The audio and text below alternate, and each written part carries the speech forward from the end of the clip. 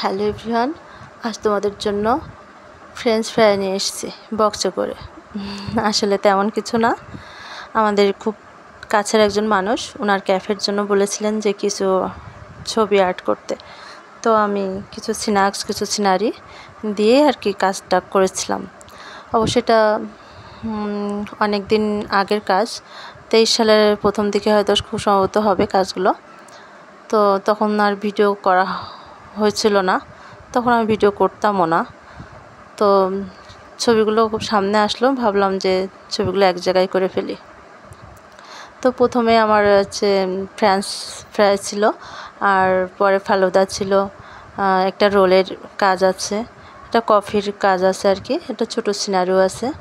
আর এই যে একটা ক্যানভাসে, এটা একটু মাঝারি সাইজ, মনে হয় 20-16, এখানে একটা মন্ডালা আর্ট করেছিলাম।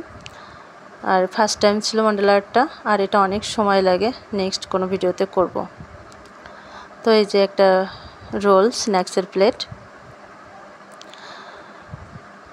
আর এই ক্যানভাসের উপরে এটা অ্যাক্রিলিক কালার দিয়েই করা হয়েছিল সবগুলো। আর এখানে দেখতে পাচ্ছ কফির গ্লাস, আর এই কফির গ্লাসটা সামনে থেকে দেখতে অনেক রিয়েলিস্টিক হয়েছিল, কারণ এটা টেক্সচার ফিলভাবে আমি অ্যাক্রিলিক কালার দিয়ে করেছিলাম।